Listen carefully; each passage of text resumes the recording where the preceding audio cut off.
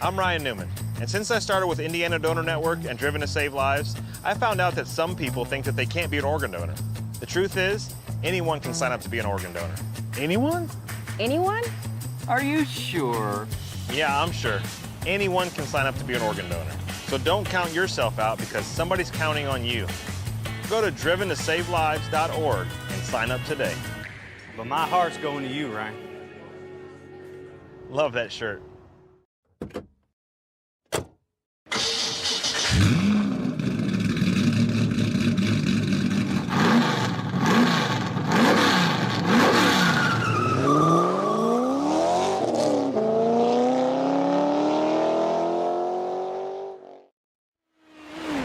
Good evening, ladies and gentlemen. Welcome back to another night of iRacing action here on the National Racing Network.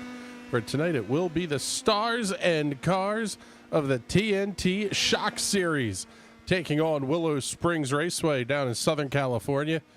Quite frankly, out in the desert, but I'll tell you what, enjoy the visuals tonight, people. This is one of the new updated kind of foliage and a whole lot more animated stuff here. Enjoy the views around Willow Springs because this place is absolutely gorgeous. My name is Chris Graham, joined in the booth, as always, by Mr. Patrick Byrne. But the Bizzler is going to be, he's going to be a driver analyst tonight. I'm not sure if Bizzle is actually in the booth with me or not here at the moment, but not the typical way you would drive one of these iRacing events, Bizzle. Yeah, he's not here with me yet. He'll be back in just a moment, though. Down to about 2.5 minutes left in the practice session, and Andrew Berry leading the practice session with a best lap time of 1 minute 9.941. Jason Miller second quick. Brian Labarge rounding out your hot lap heroes. Taking a look at the point standings entering tonight's race, Nate Siefker will be your points leader, sitting on 90 points, ahead of Wes Shire's 71, 64 for James Watson.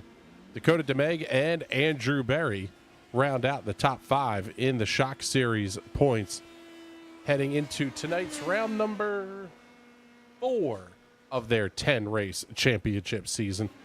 We are looking forward to, quite frankly, what really should be a pretty good show here. Bizzle's getting, I think he's also out on track practicing at the moment here. But yes, I am. I'm back now. Okay. Well, I was going to say, I tried to tee you up there for one, but you are not in the sim rig at the moment.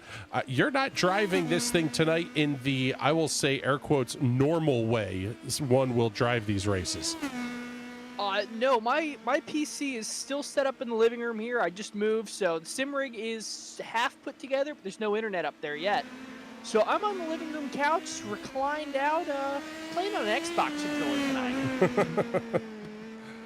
Yes, gaming in full effect here as we pick up Andrew Berry, who's going to be the quickest car in the practice session. We are down to, quite frankly, not much time left at all in the practice session, just inside of 1 minute remaining. This Willow is really an interesting racetrack because turn 1 is a little bit tricky. Turn 2 is a hairpin that is more than 180 degrees. It's almost 270 degrees. And then the pit entry part of this, that's the other tough one. You come off a very fast final corner. Most of these drivers are going to try to take flat. And the pit entry cones, the kind of commitment line where the speed limit starts, is really, really fast off that final corner. Yeah, I'm finding that this track is very difficult. I've actually never driven this track before, short of a 4-Drink Friday event.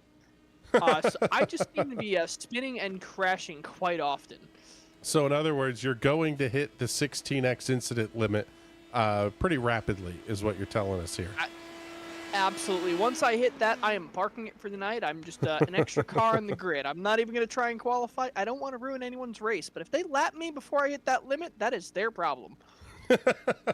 That's exactly right. Dude, you have to get around them the hard way as practice has run out, and Andrew Berry will be your quick timer. The other interesting part here in the early part of this night is this is going to be open qualifying for everybody, which basically means a whole lot of race cars out on the track at one time. Quite frankly, let's see here. We'll pick up James Watson as he is moving out will be the first one to get out onto the speedway.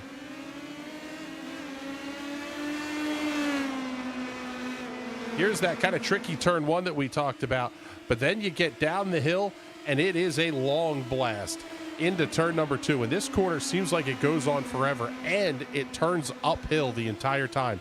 You got to get it right. You want to carry a lot of speed out of here because then you run up to one of the very few braking points on the racetrack at turn 3.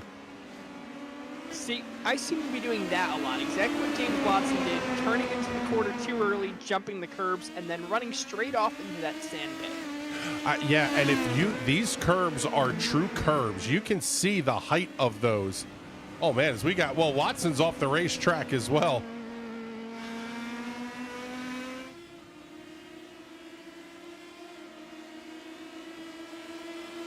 Yeah, these are not curbs that you can kind of lean into and, well, quite frankly, abuse. If you hit the curbs, you are going for a ride. There is a portable toilet out on the racetrack. That is very much in play here tonight, and we hear it is a very solidly constructed portable toilet because the car bounces about 50, 60 yards if you make contact with it. Yes, I believe Brad Keselowski's in there right now.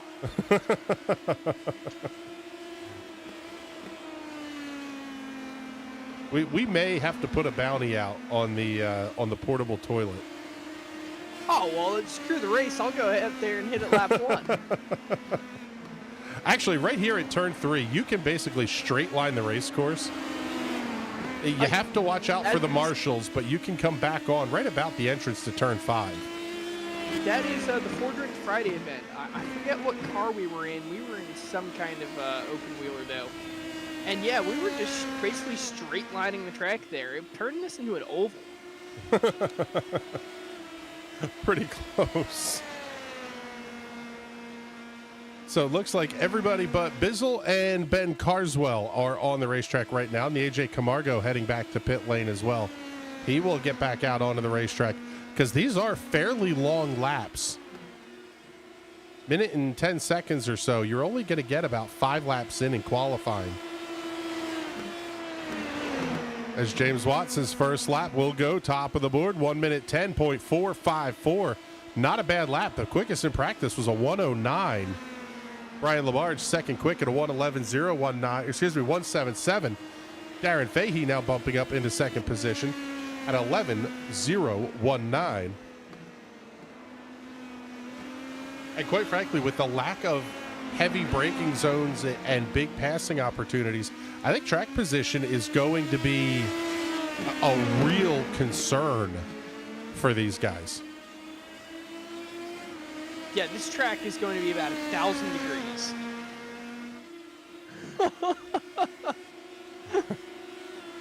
Yes, Ed McCullen saying start from the pits, please. That is coming from race control. So I'm not sure if that's a directive that you must follow or if it's a good idea to follow. It's definitely a good idea. I'm not going to argue that it's a good idea. But it wasn't a you must start from the pits. It was more of a please don't wreck the entire field in turn 1. Lap number 2 for James Watson is a heater, 109.980. Nate Siefker, your points leader, moving up into second position. Andrew Berry, Darren Fahey, Brian Labarge, now the top 5. You talked about this place being hot. It's not really. 63-degree ambient temperature, 65-degree track temperature. Under clear skies, going to be fairly breezy, though. Aren't we in the desert of California? That is correct, but I believe this is a sunrise setup race. So everything's still nice and cool from the night before. That is correct. Nothing to hold the heat in either. It gets hot during the day. Em is checking in saying, that was a... Please don't wreck the entire field.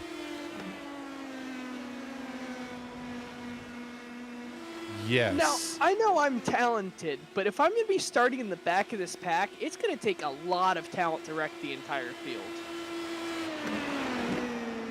Well, maybe not, because turn 1 is tricky.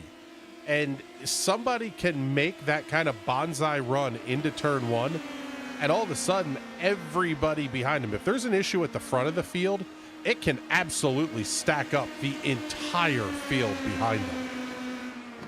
In that case, it's not even me wrecking the entire field. It's just me pile driving all of them. It's like when they tackle the quarterback, and then everyone else starts piling on, and then I'm the last guy that comes before the ref that just jumps on just for fun. Yes, you're the guy that gets called for spearing. What is now a targeting call. So we're going to continue to follow James Watson here. And actually, maybe next lap around, we'll do a little bit of an onboard look here with Watson.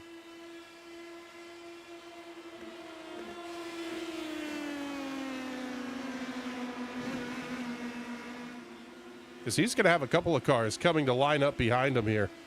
Let's go on board here with James Watson for a lap around Willow Springs. Down into turn one. It's not all that tricky. It's tough to get right every time. But this second corner, it just goes on forever, it feels like. If you're the car behind here, West Shire, you're kind of frustrated at this point. Where do I go? How do I get this guy? Right here into the braking zone at turn three. You turn up the hill, and then it's a quick snap back to the left. You got to get them both right, though. As you see, Shire gaining some ground, really sliding these race cars around. Do we have animated cameras now on top of these cars? We do. That is wild. Yes, I don't we think have. I've ever seen that before. Well, hey, new tricks up our sleeve every day. Here's where at full throttle, you're going to see Shire get a big run on Watson. Has to kind of back out of it. But he's just getting a huge tow as they head out onto the front straightaway. We'll see if Shire's going to try to make the pass here down towards turn number one. And, well, it looks like he will. Watson's going to bring the car to a stop as West Shire takes full advantage of the draft to move up to P1. 1 minute 9.776. Let's pick up that Homestead coffee roaster machine. He's going to have Andrew Berry following right along. And that's something that we're going to see here over the course of this race. The draft is going to be really, really important for these guys. Yeah, these straightaways are incredibly long. These turns are incredibly long as well. So drafting is going to be huge here. It's not usually really big on the road courses, but I guess a lot of tracks with how underpowered these cars are, it does make a huge difference. Yeah, as we're picking up the 9 at Darren Fahey, he's second quick and only about a 11 hundredths of a second back of West Shire. He's going to have Alex Teeter just ahead. Also, the 256 is Simon Fell. I really think this is going to be a spot where we could see some, well, quite frankly, cinematic-looking passes as they crest up over that hill.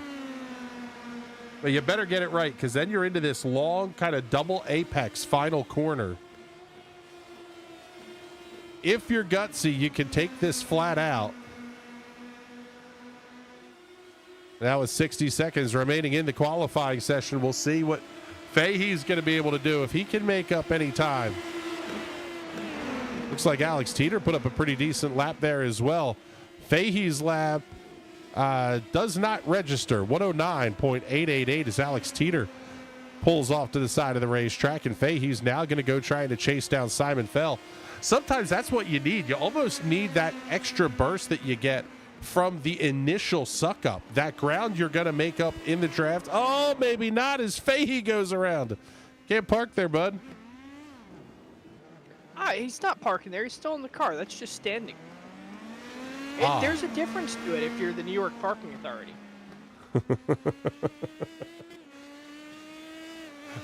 I'd imagine Southern California would find a way to tax you for standing instead of stopping. I believe the Beatles have a song about that. All right, qualifications are over. And West Shire will be your pole sitter here tonight.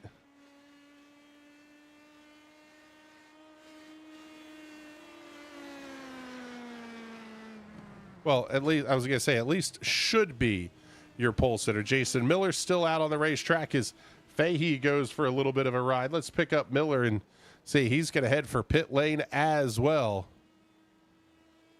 Getting the report from race control, 70 total incidents in a 10-minute open qualifying session with 13 cars. I can't spell out what came after that, but yes, this is going to be interesting. I think we could say that is maybe putting it a little bit mildly.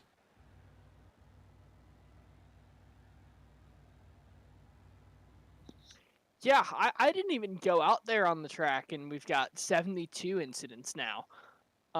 If I was out there, we could have easily topped 1,000, but I think I'm going to really impress M up there in race control during the race session. We'll find out. Oh, it's time for me to switch applications and get on track. That is correct. You need to get into, get into the field, get onto the grid here.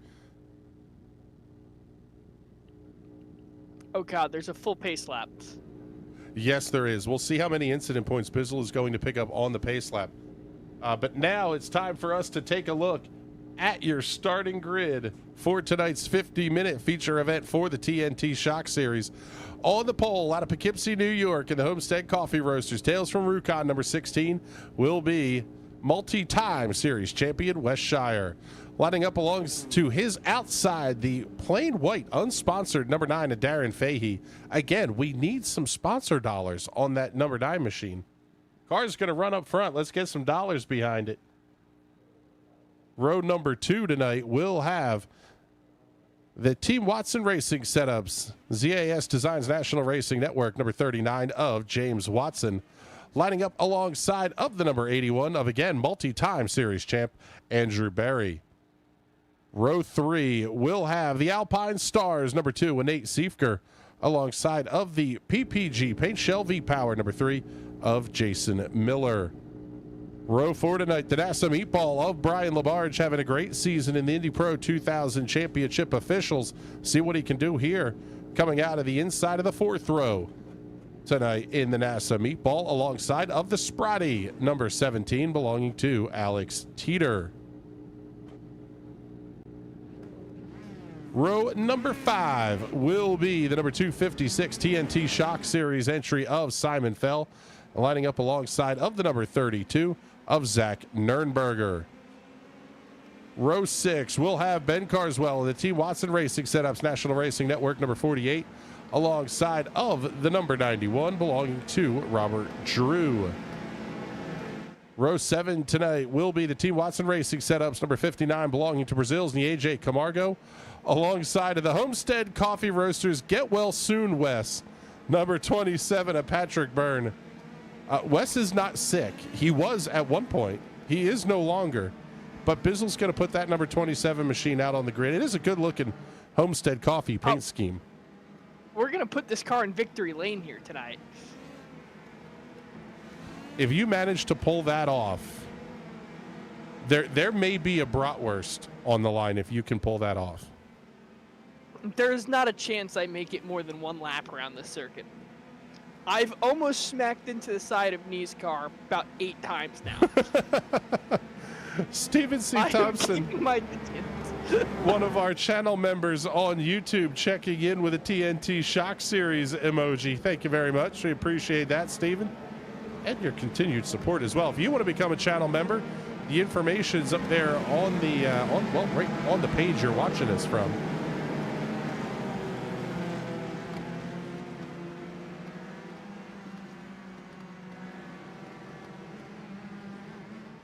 Like Bizzle said, lights are out on the iRacing safety car, but it is a full pace lap that, quite frankly, is very slow. And it's going to be interesting to see when the pace car pulls off the racetrack here. It may be a very short window that the field has to go green in. Possible that the front row kind of decides to lay back a little bit. But you can only go so far before iRacing gives you a penalty. Now, obviously, with live race control, they could choose to waive that penalty. Stephen C. Thompson checking in Several things will happen before Bizzle puts the PM18 in victory lane. I believe the last PM18 race I won was when I won all the bratwursts from Wes by running the alphabet soup at the Bristol All-Star race. Oh my goodness, yeah, that's right. I won every race I was in except the heat that I dumped so I could start in C-Main. I was at the lap field in that heat. Speaking of heats, Ed McCullen says heat death of the earth will happen. That's a possibility. Pace car making that hard left-hand turn. Wes Shire doing his best Colton Herta impersonation, bringing the field down very slowly. Grabs the gas. Green flag goes in the air. We are underway here at Willow Springs. Shire going to lead the field down towards turn 1. Wow, big shot up the middle there. That's going to be Nate Siefker making the move. Fahey holds on to second. Siefker going to be there just ahead of James Watson in third. Good about a little bit further back. Alex Teeter, Brian Labarge going to board. Oh, Labarge is off the racetrack.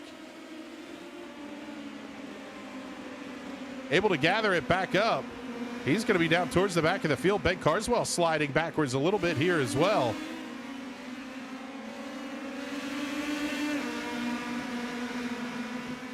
Bizzle already 4.8 seconds off the pace of race leader Wes Shire. He's going to have to contend with Darren Fahey. Fahey thought about the move there into that right-hander. Backs out of it. That's going to be the next to last corner on the racetrack, I believe. And Fahey may have to contend with Nate Siefker here at the end of lap number 1. Siefker pulls out a line. Looks like Watson's going to go with him.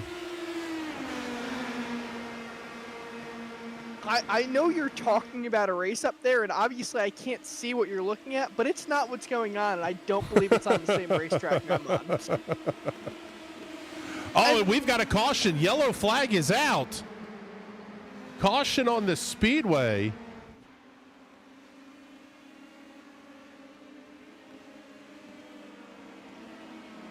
I have spun out trying to pass the pace car. Well, we'll take a look at that one here.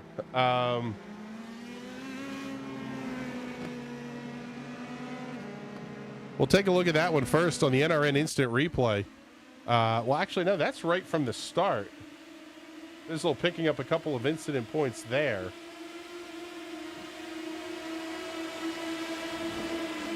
We are already up to 4X, and I have not crashed into an automobile. Well, that's a good start.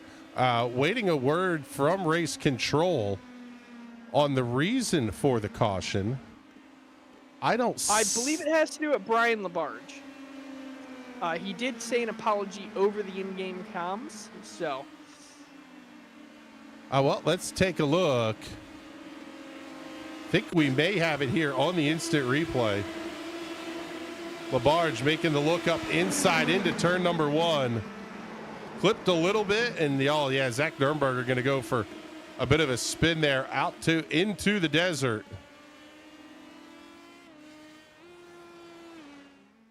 And Nurnberger finally able to start bringing that car back down onto the racetrack. But it will put us under the caution for the first time tonight here with less than 5 minutes in, only 2 laps on the leaderboard.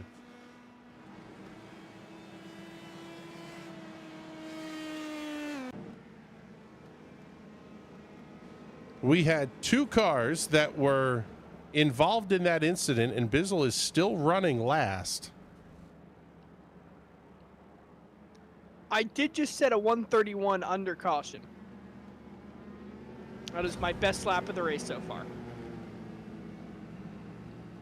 Oh, Steven C. Thompson checking in. Was that payback for Myrtle Beach? Where's the beef? Let's see. You know what? Let's go right to the horse's mouth here and see if we can't get an interview in with Brian Labarge. Brian, we've got a check in the comments wanting to know, was that payback for Myrtle Beach? No, it was not. Absolutely not. No, I don't do that. I do not do that. No, now, that was just me being way too overly optimistic in my car control skills. yeah, I guess it's a tough spot to attempt the pass, and if you clip even the slightest bit of curb, you basically have no control of the race car at that point. Yep, and that is exactly what happened. So I do apologize to Zach there on that one. That was on me. All right, Brian. Well, thank you very much. We appreciate you coming to check in here with us. Is the car okay? Seems like it. Gonna find out real quick, I guess. All right, buddy. Well, thank you much. Yeah. All right, buddy. We appreciate you coming to check in with us here. We'll put you back to the driver's room. Let's see. Oh, yeah, actually. Take a look here, because we got a comment. What happened to Jason Miller? He fell all the way to the back of the pack. It appears he had a discount. Let's see. It says he had an off track, and oh, yeah. He just hooked a right. That looked like it may have been a hardware failure of some sort for Jason Miller.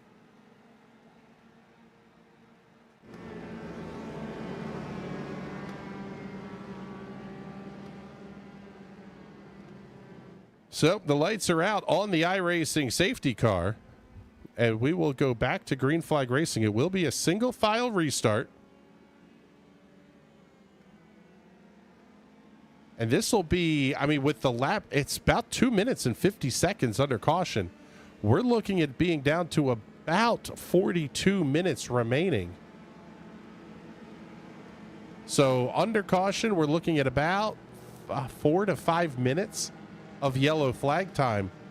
That's something these drivers are going to have to think about as they're managing fuel strategy and planning out the pit stops here tonight, because if you get a couple of cautions, you may be able to save enough to either short fuel, make it a one-stop race. Those kinds of things are going to start to come into play.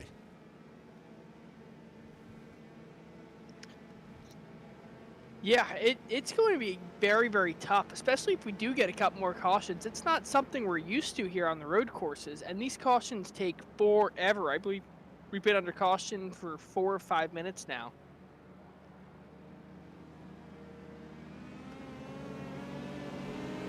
Seeing the signage up there for Willow Springs, the fastest road in the West.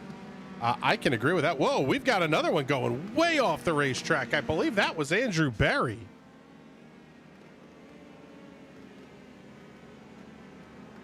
He was able to get back out onto the racetrack and hold his position, but my goodness, that car basically straight lined. This was the fastest road in the West.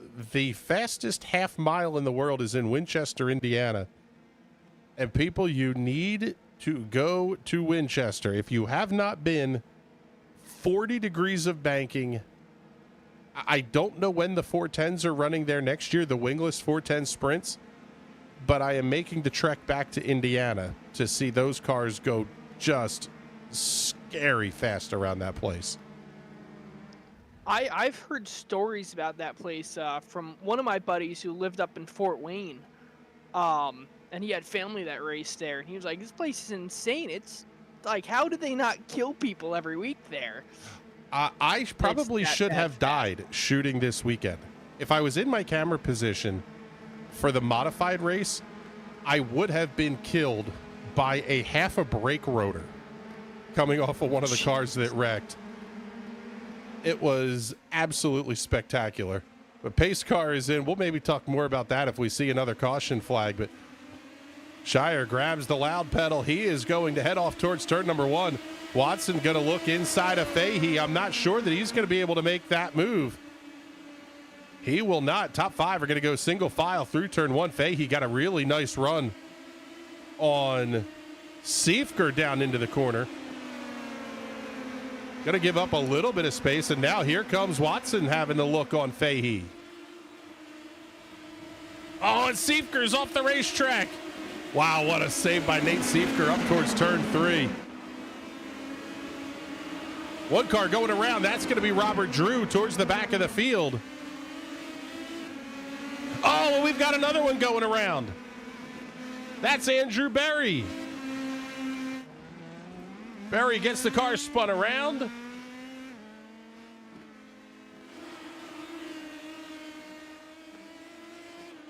Take a look at that one on the NRN instant replay. Well, that's getting the car just kind of rolled back around here. Let's pick this one up. Right here, tucked up behind James Watson. Just a little bit too much throttle at the midpoint of the corner. Lucky the car didn't beach there. As he slides off the speedway, Wes Shire setting a new fastest lap of the race.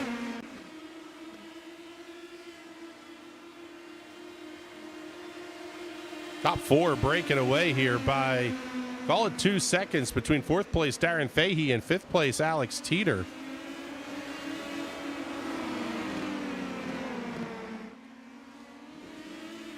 Watson able to get around the 9 of Fahey. Oh, and Wes Shire's off the racetrack. Shire slides wide. Oh, and Siefker goes around. Shire. Since we've gone green, I haven't gone off once. Shire trying to get back around. You're still 20 seconds back of everybody, though.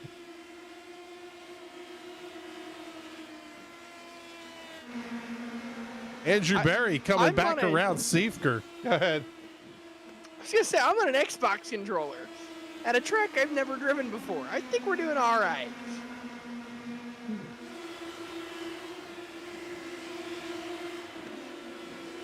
Take a look at the incident. See what happened here to Nate Siefker. We saw Andrew Berry go off.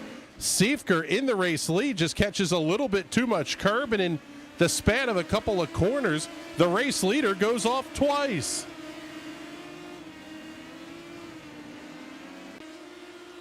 I hit a curb wrong and I have wheel damage now.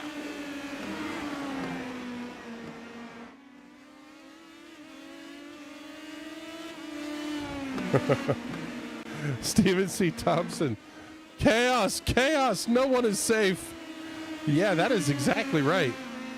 James Watson doing a nice job holding on to the lead here, but now you're going to have a four-way battle for the third position. Alex Teeter, Simon Feld, Ben Carswell, and Brian Labarge.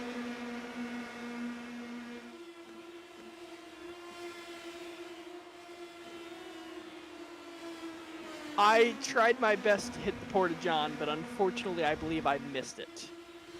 Yeah, not only you were temporarily scored as the race leader as Carswell looks inside of Simon Feld at turn one. Nice pass by Carswell.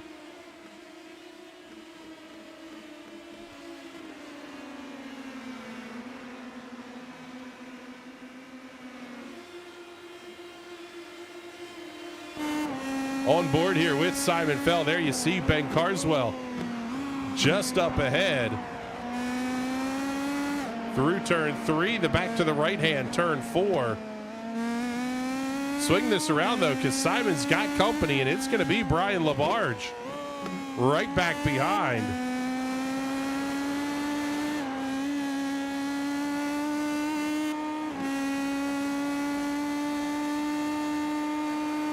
And some of these, Bizzle, when you're talking about where you're going to try to set up the pass, you almost have to play into the draft a little bit.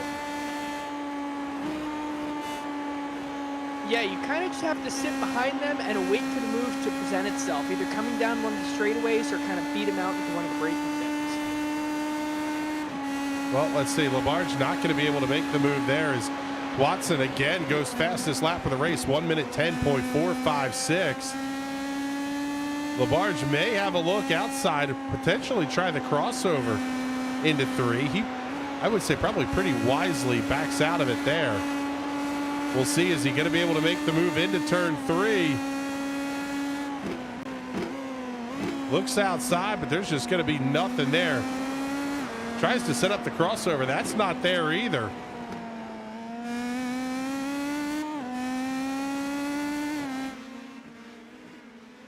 Great battle there between Fell and LaBarge. That's going to be for fifth. Ben Carswell not too far up the road either. James Watson now holds a 1.2 second lead over Darren Fahey. Alex Teeter 3.69 seconds back of the race leader in third.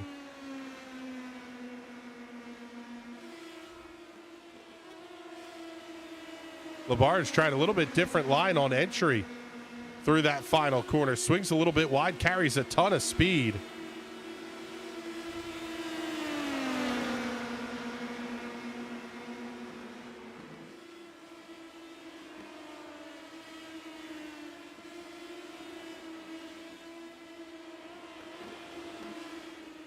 And Wes Shire just has not been able to gain any ground after his off-track excursion, back in the 10th position. We'll try to get a little bit closer look, see if we can notice any damage on that Homestead Coffee number 16. Oh, as Andrew Berry slides off just ahead, he's able to quickly rejoin the racing surface, but it's going to put Berry back to 11th. Andrew Berry is not having a great time out there today.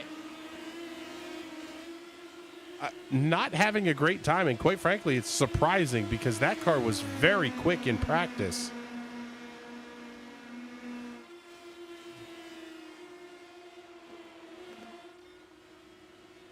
Oh, third place Alex Teeter goes way wide at the exit of the final corner, able to keep it in a straight line. Now Darren Fahey sets a new fastest lap of the race. This place does look a little bit like the Australian Outback. A little bit of Mount Panorama vibes, even, if you could, at least in terms of scenery.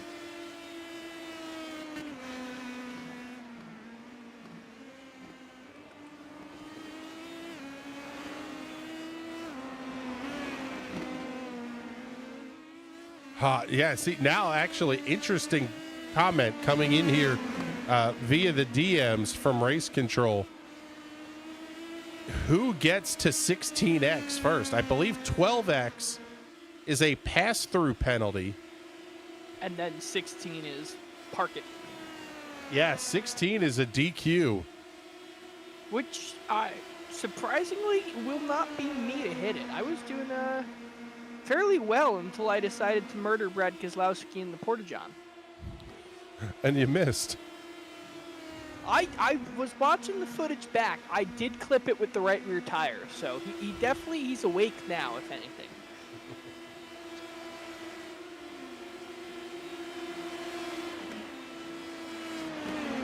Let's see. I think we have it here on the NRN replay.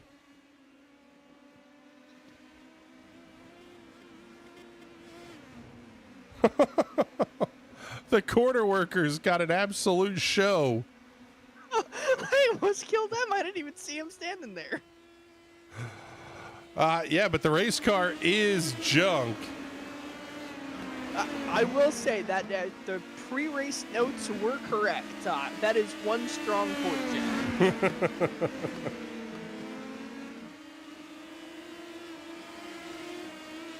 Oh, and Nate Siefker goes around again. Second time this race, Nate Siefker has gone around.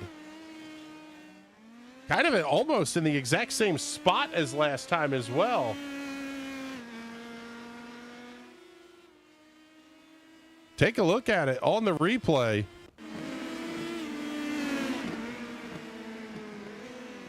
Yeah, just a little bit too much curb. We talked about it. You almost can't hit these curbs.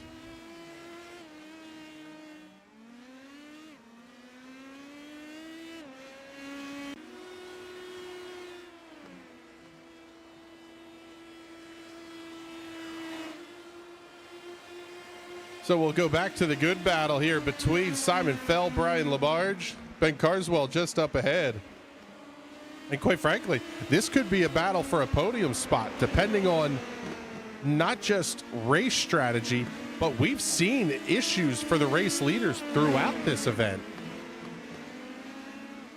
I mean, we joked about it with you running an Xbox controller, but it basically was keep the car on the racing surface and you're going to end up with a pretty decent finish.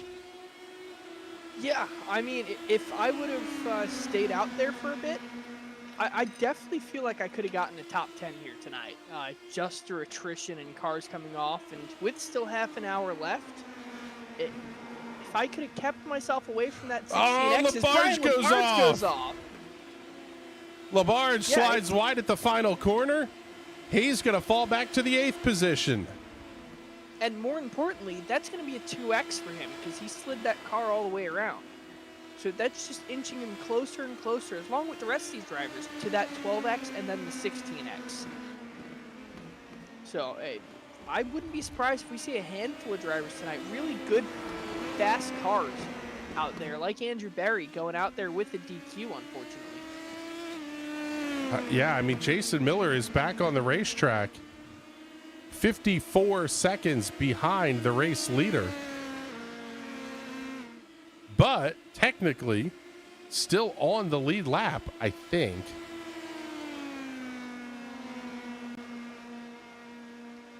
Yeah, it does appear like everyone is on the lead lap so far. J.W. Miller. Jason Miller. Jason Miller, sorry. Surprisingly still on the lead lap with going off for so long.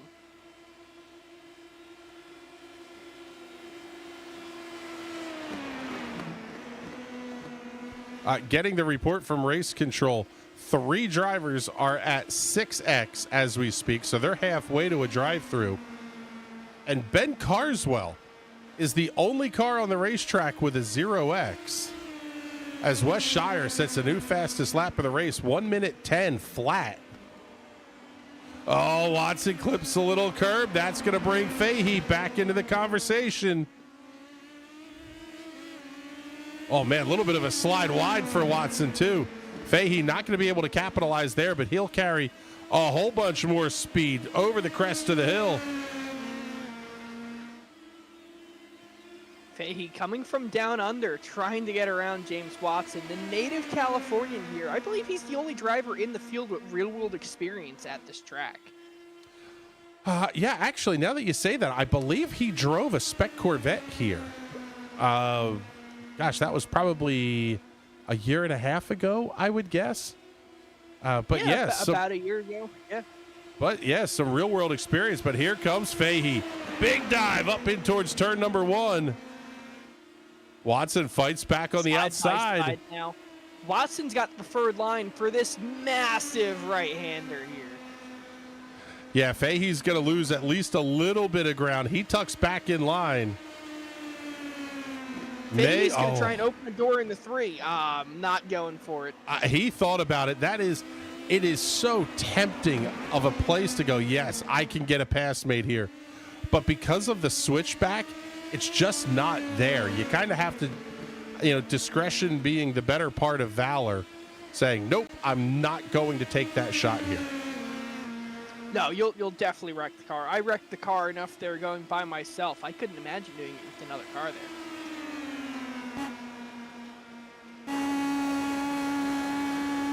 Go on board with James Watson. See where Fahey's going to try the pass.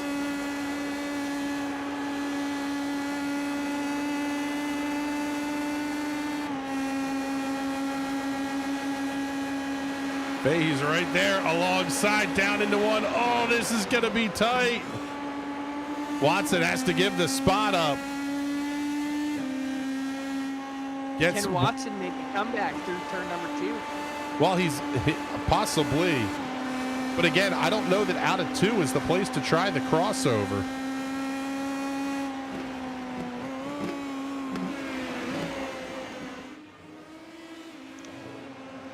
No, but he's a lot closer than Fahey was, and if he can get a run going down the front straightaway, he can make the move before turn number 1, just like Fahey did.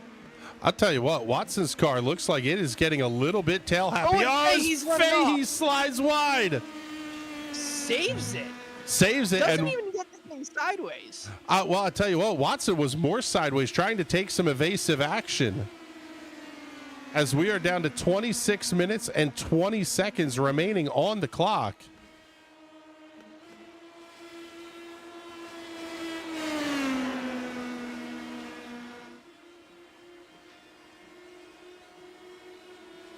Now, at this point in the race, I would tend to think you're probably going to want to get down to maybe 23 minutes or so as Watson makes the dive into one. Oh, what a pass by Watson.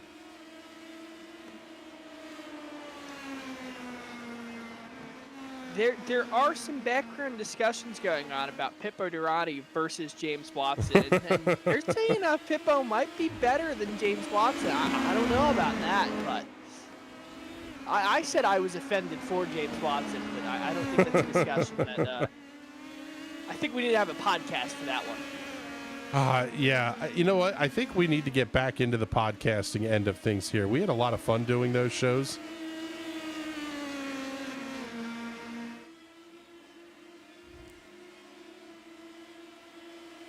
Also getting word that Bizzle's meatball is cleared. Bizzle is not going back out on the racing circuit. Bizzle has had his fun, but I will happily take my 14th place finish. Oh, man, what a slide wide for Alex Teeter. My goodness, great save by the 17.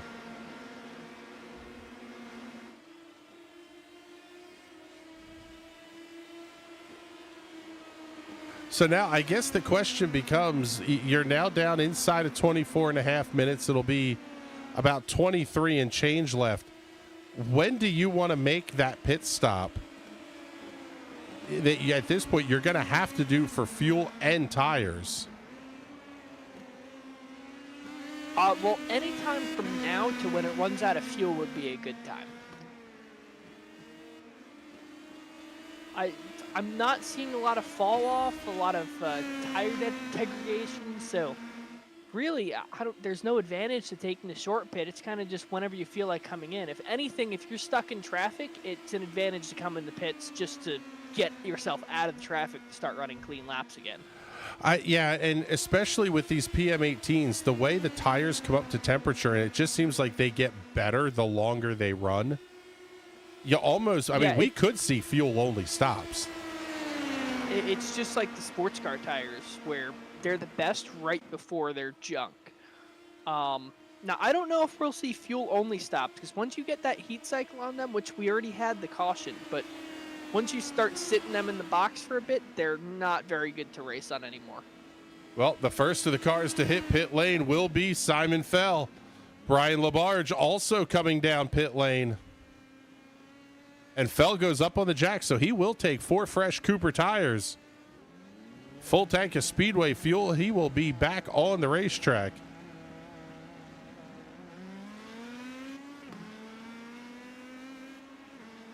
.6 seconds, the time of the stop for Simon Fell. Brian Labarge, 6.9 seconds. Nice stop for that crew. 31 seconds, the time on pit lane.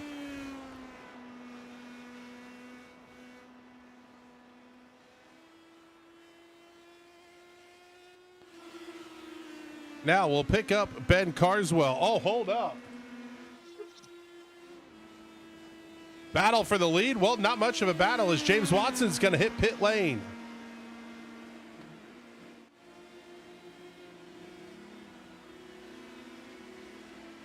The number 39 machine will be down on pit lane. Robert Drew also in the pits, as is Andrew Berry.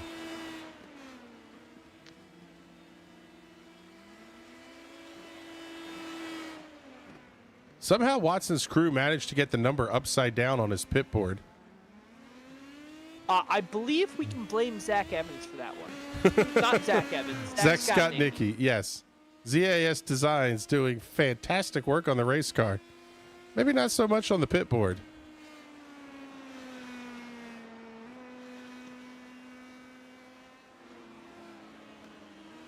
Watson going to return to the racetrack in the 7th position. 6.8 seconds stop, 30.2 seconds on pit lane. Now Ben Carswell really has to contend with Wes Shire. Both of these cars have not made their pit stop yet. Neither has Darren Fahey, your race leader. Carswell's going to elect to come in this time, locks them up on entry. down to the pit road speed limit. Ben Carswell will pit from a podium position. And quite frankly, how you get on and off of pit lane is going to play a huge factor in this race. Because anytime you give up there is quite frankly not good. 7.5 second stop for Carswell. A little bit slow there by the crew. He's down and away. 30.8 seconds on pit lane. And what could be a developing story of the night, Nieje Camargo stopping at lap number 3. If there's enough fuel in the tank, I don't know that there is. But if he's able to sip some fuel here, Camargo could put himself up onto the podium as Nate Siefker is off the racetrack again. Oh, and this time Siefker is going to have to take a tow.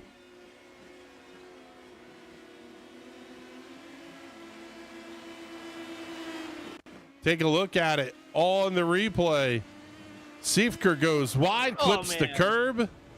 Oh, and hard into the banking. That one gets him a drive-through penalty, but it's not going to matter as he takes the tow over there. Yeah, if he gets back out on the racetrack, Siefker will have to take a drive-through. But that car may be junk, because that was a pretty big hit. Of the cars left to pit, Darren Fahey, Wes Shire, and Alex Teeter inside the top 3. James Watson is the effective race leader, running in the 5th position, but he has made his pit stop.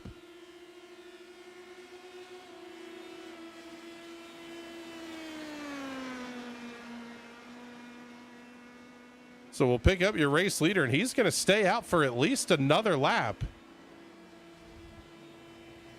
Possibly a good call here. If you're not going to take tires and go fuel only, this is going to be a very short pit stop for Darren Fahey.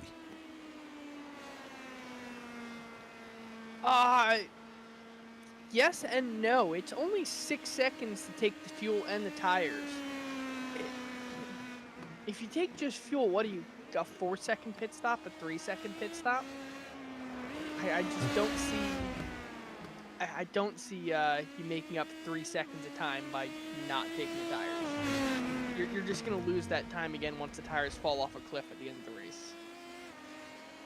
Yeah, we'll see. If you think you can make the tires last, I mean, that's one of the things the drivers look at in the basically hour-long practice session that they get. I think a 90-minute practice session before the start of the race. You can do full fuel runs, several of them in that time span, and really get a handle for what the tire wear looks like at the end of the fuel run. But Fahey's going to stay out again.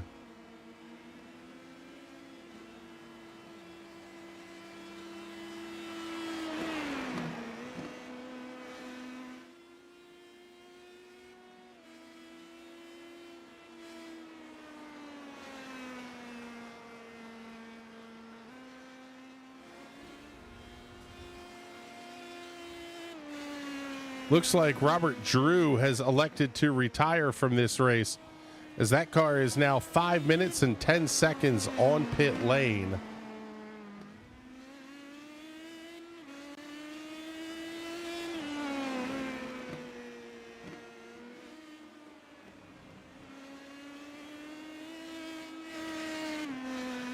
Fahey slides a little bit wide.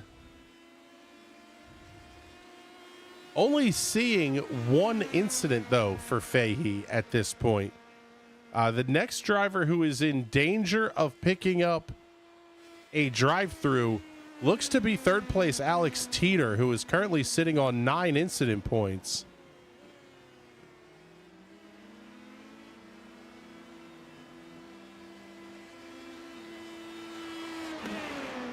Only other drivers that are close, Andrew Berry on 6 and Zach Nernberger on 7 incidents to this point.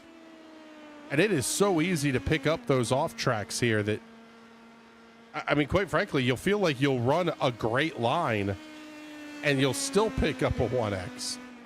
I gotten off track. I didn't even realize I left the track. It just felt like I was taking the curb, and the track limits here are just so strict. And it's either you get a 1X or you hit the curb too hard and you go flying across the track, and there's no in between. The AJ Camargo did pit from position number 3.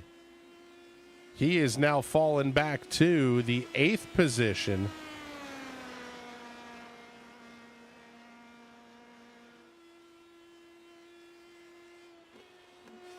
Only real battle on the racetrack right now.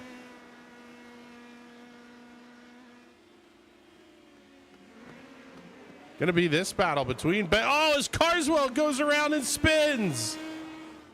Andrew Barry goes for a slide, trying to avoid. I thought Carswell fell off into the ether. I thought he got a DQ, but no. Oh, and then he's wide off the racetrack again. Carswell goes from a potential podium back to the 8th position as Alex Teeter is on pit lane. Going to put James Watson back up to position number 3. Labarge going to be all over the rear end of Carswell.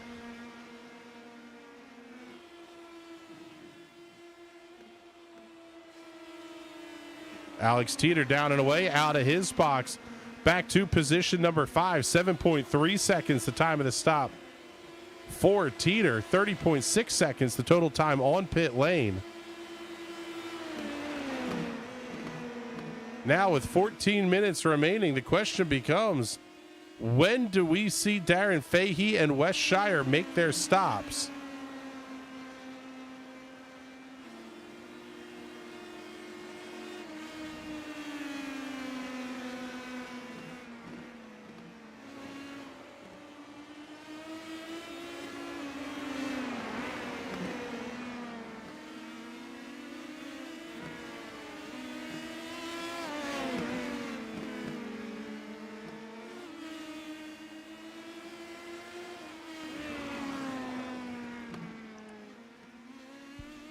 Carswell opens the gap back up. Oh, go ahead, buddy. I'm just thinking about when they're going to stop, and I just don't see them stopping at this point. They're so deep into this. They're going to wait till that tank is just about dry and then come into the pits. I think that's it. You're going to take the absolute minimum amount of fuel. Take the iRacing auto fuel option, set it to 1 lap extra. And Fahey's going to stay out another lap.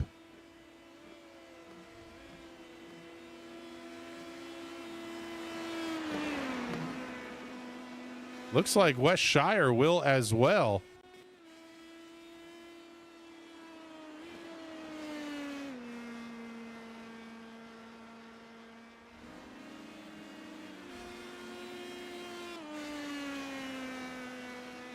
We'll see if that's the right call, because at this point, James Watson is going to be faster, or at least theoretically will have the tires up to temperature and should be faster.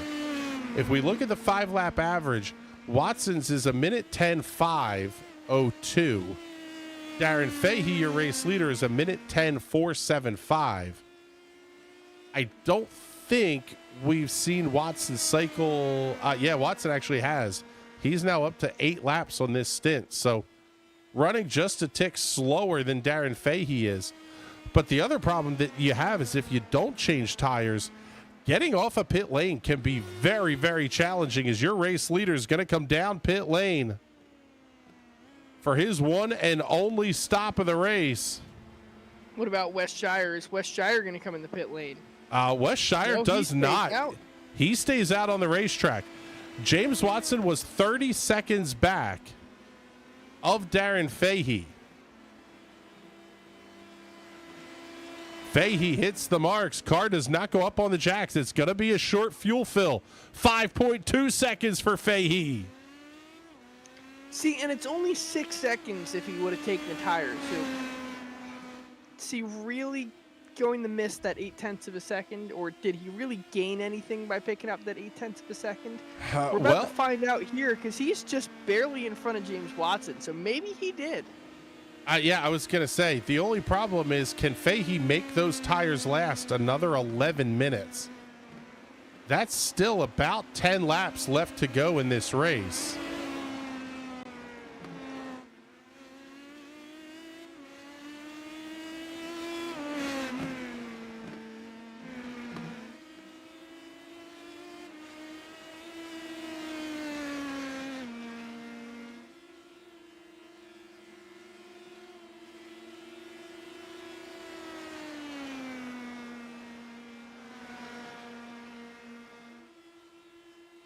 Watson at this point is gaining ground on Fahey, Fahey at least ever so slightly.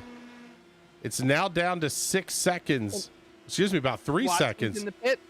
separating those two. Tires in the pit. Yeah, Wes Shire on pit lane. Now, he was definitely off strategy after his spin early in the race. He's trying to gain.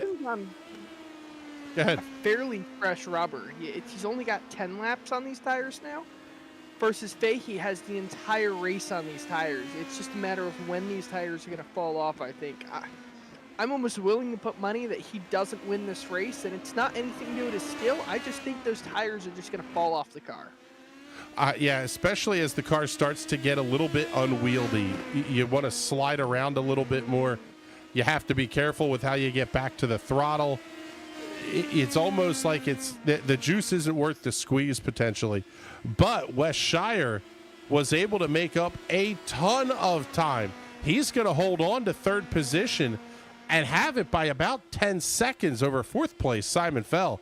So a great strategy call for Wes Shire moved him up through the field pretty significantly. Yeah, Wes Shire had the world of clean air in front of him for a while there. So he could just go out there and set hot lap after hot lap after hot lap. So that really helped them pick up on the rest of the field. That's all still fairly close together. Pick up the battle for the 5th position. Andrew Berry is going to have Alex Teeter chasing him down. The gap between these cars down to 0.4 of a second. Everybody else is 1 second or more apart on the racetrack. With 8.5 minutes remaining, and Watson is starting to close. It is now inside of 1 second. The gap hovering right about 0.9 to 1 second between Watson and Fahey.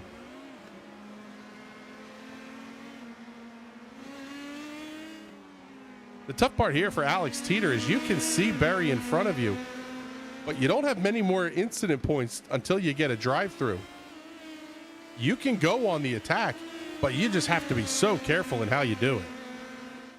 Yeah, it would be as easy as just bumping him and getting that 4X, and your race is over.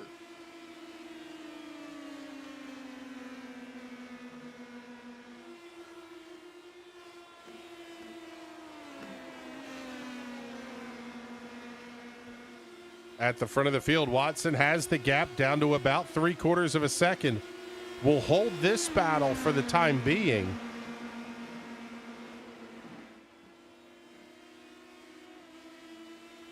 As it's now down to 0.25 of a second between Berry and Teeter.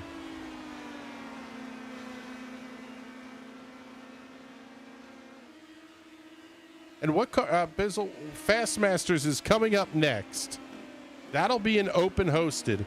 What are we running tonight? Miatas? Yep, it's Miatas all season long here at this track. It's going to be at night though. So only headlights to guide you around Willow Springs, because there is basically nothing in the way of real world lighting to help you out. No, especially not here in the desert. Maybe the moon? Maybe. Fahey doing a nice job of holding off Watson. Yeah, Watson's on the hunt, though. He's down to about half a second. And he's done that in 4 of the 10 minutes since we talked about them before when they were at 1 second. So at this rate, Watson's going to be around him.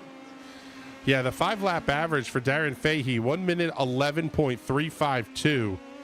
For James Watson, 1 minute 11.039. So about 0.3 a lap faster is James Watson.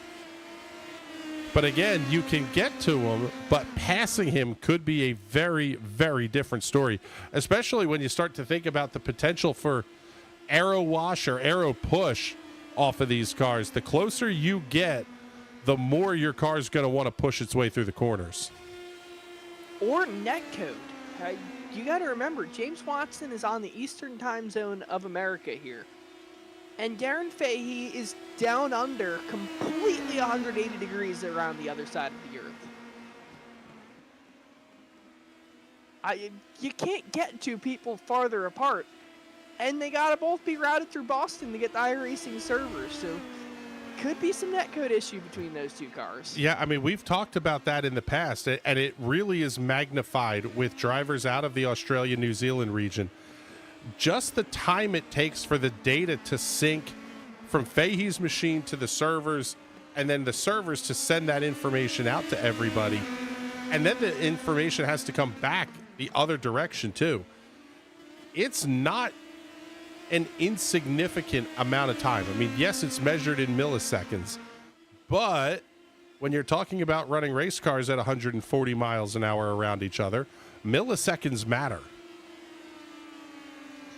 Yeah, but milliseconds matter for race finishes. Closest IndyCar finish is what, 20 milliseconds? That's yeah. shorter than the ping for my internet here sitting on this broadcast. It's taking longer for my words to get to your ears to send them out to the viewers than it did between the finish of Sam Hornish Jr. and I forget who else. I think Al Unser Jr. was involved in it. In fact, that was a 3-wide finish at the Chicagoland Speedway. The difference to first to third was measured in thousands. Yeah, I mean, a millisecond doesn't seem very long, but when you're talking about 20 of them for that IndyCar finish, you're talking about 100 of them for between my voice and your voice for the broadcast, or between these two race cars on track could be 150 milliseconds. All of a sudden, now you're talking about 1,000th of a second. Or excuse me, 15 thousandths of a second. It gets pretty wild. Well, the gap is still holding at about 0.6 of a second. Watson cuts a little bit off on Fahey. But we're down to 3 minutes and 15 seconds.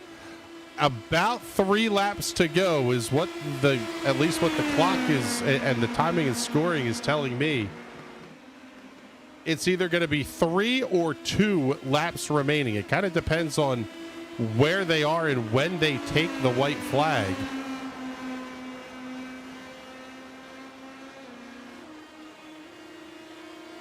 Well, we're getting to the point now where Watson is going to have to use up that Cooper rubber.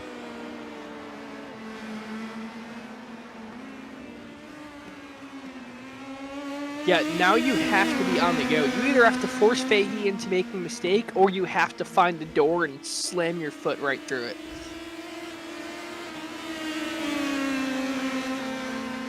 Yeah, Stephen C. Thompson checking in saying 2:22 at the line, should be 3 laps. Should be. That's the optimal kind of thing here. As we are down to 2 minutes and 10 seconds remaining. They come off the final corner.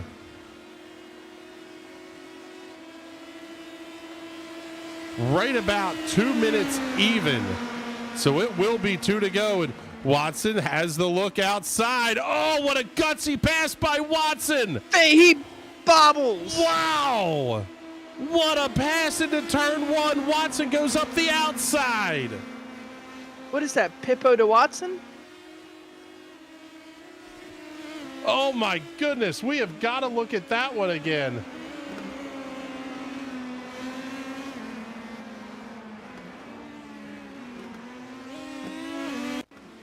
Take a look at this one on the replay. Watson gets a great run down the front straightaway absolutely Just keeps around the foot in it. outside. Wow. Wild. We said last night on the Silver Crown broadcast that maybe Watson needs to be a little bit more aggressive. That was aggressive. Oh, man, but Fahey's going to have a great shot here as they'll come down. This will be the white flag lap. 50 seconds at the line. Fahey's going to make the look up the inside to turn 1. Watson around the outside once again. Wow. Oh, Like Watson. 2 slot cars going around the track there. Keeps his foot in it. Fahey going to go the long way around turn 2. Oh, is he going to try it into 3? That would be ballsy. Not going to try the move up the hill. Is he setting Watson up for a shot at the draft pass down the final straight? Oh, Fahey bobbles at the top of the hill.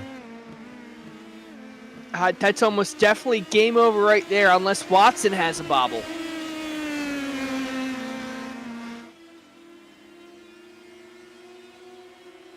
There it is, white flag, final lap here at Willow Springs. What a show we've seen tonight.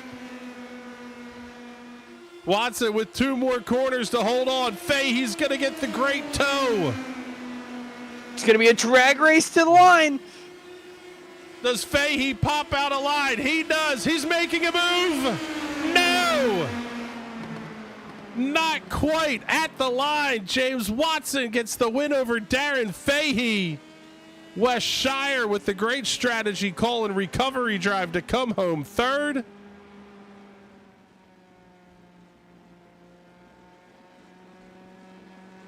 Oh my goodness, what a show to round this one out.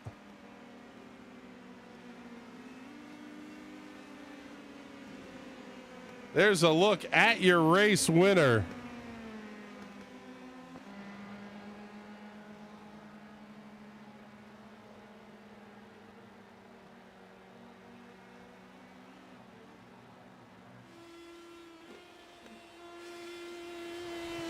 Let's take a look at that final lap one more time. Coming up the hill, right at the crest, Fahey looks like he's a little bit too far back.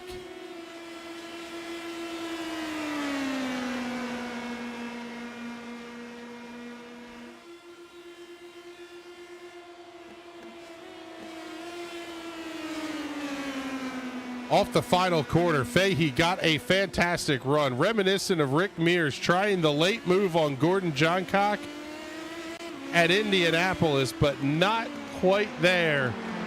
7/100ths of a second.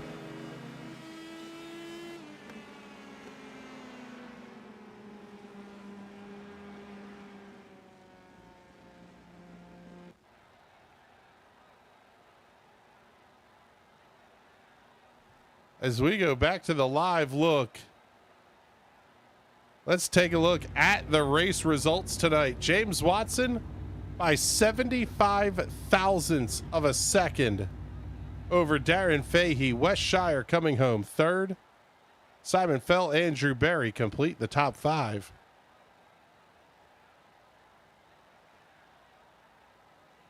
Six through 10 tonight will be AJ Camargo, followed by Ben Carswell, Alex Teeter, Jason Miller, and Zach Nurnberger. Second page of the leaderboard sees Brian Labarge, Nate Siefker, Robert Drew, and the Bizzler coming home 33 laps down. That's a tough night for Nate Siefker. Definitely going to be the drop week that he uses. But oh my goodness, let's get let's start pulling some people up here and getting them ready for interviews, because my goodness, what a fantastic show. Let's bring in the guy who is your race winner tonight. Oh my goodness, James Watson. What a fantastic drive tonight. That car was a rocket ship. But man, talk us through those last couple of laps with Darren, because that was just a great show you two put on. Oh my God. I was driving the ever loving hell out of that car. trying to get there. I wasn't sure because I was like the only one that took tires, but because I wasn't like leading up to when I pit, I wasn't happy with what I was feeling wear-wise, so I wasn't sure if I could keep the car on track had I just gone fuel only. So I took tires, and I'm like, okay, well, I'll get the early warm-up phase. Maybe I'll get some sort of time gap, and then I was looking, I'm like, we're running the exact same lap times. So when Darren came out, and he was like a second and 1.7 ahead, my heart sunk because with how even we were lap time wise, I just didn't think I would be able to get him. And so I was just wheeling the ever-loving hell out of the car. And I was gutted again when he went off, but then I followed him right off because I thought I threw away my chance. But yeah, I managed to catch back up to him and get him. I kind of pinched when I made that first pass to take the lead back. I kind of pinched him with like 2 or 3 laps to go on the exit of one, and I felt bad about that because he kind of had to jump out of the gas, and that kind of messed up his ability to stick with me for a good bit. So I feel bad about that because like I love Darren to pieces and I love racing with him. So I feel bad kind of screwing him over a bit. I'll tell you what, that pass on the outside into turn one, I didn't think that was possible. How did you make that stick? Because even with the pitch, and I'm going to say that's racing. That's not something to feel bad about because you do what you got to do to get a win. But how did you make that pass stick? Because I did not see that being an option at turn one. Well, I already kind of did it on him earlier in the race when we were kind of trading the lead back about a couple of minutes before I pitted. So I knew the possibility was there, and I was hoping my little fresher tires were going to be able to help me with that. And I knew that it was going to be my best chance because, really the only other passing zone would be exit of 2, entering 3 up the uphill, but I don't think I have the talent to pull that move off without killing all of us. So I knew that was my chance, and I had to take it and hope for the best and hope I could hold him off after with the draft playing such a role. Exit of the sweeper down on the main straightaway. Yeah, and just trying to get the updated points pulled up here because I think this is going to shake things up ever so slightly. Yeah, pulling you up second in points. You're, I don't know, about 14 back of Nate for the championship lead here. You've got to be feeling pretty confident here. Nate has a couple of wins. You're getting your first of the season. Wes has a win and is pretty close. He made up a bunch of ground tonight as well. We really look like we have potentially a 3 or 4 horse race for this championship. Oh man, we'll have to see. Honestly, we've got some wild card races coming up. Motegi is basically Daytona. Gateway is less Daytona, but there's still a lot of unpredictability. Wilkesboro is Wilkesboro. Enough said. Kern, we haven't run an actual race on Kern yet, so we don't know how that's really gonna shake up. And I'm personally not that good at IRP, so I really only have Old Phoenix and Wilkes on the schedule that I feel really comfortable with. So there's a lot of racing left, and I need a lot of breaks really to try to actually bring it home, going up against the talent level that we got in the series with Nate and Wes and Andrew and them. So yeah, just happy to be back in the winner's circle. That's usually just like one race, finish top 3 in points. It's usually my goal now for Shock, year in and year out. Well, congratulations on the win, man. That was absolutely fantastic. Oh, so we're going to get a great look at Wes Shire attenuating himself here after this race as well. But man, James, congratulations on the win tonight. And before we let you go, do all the sponsor plugs and thank yous you want to get in here. Yeah, I gotta thank everyone at Team Watson Racing Setups.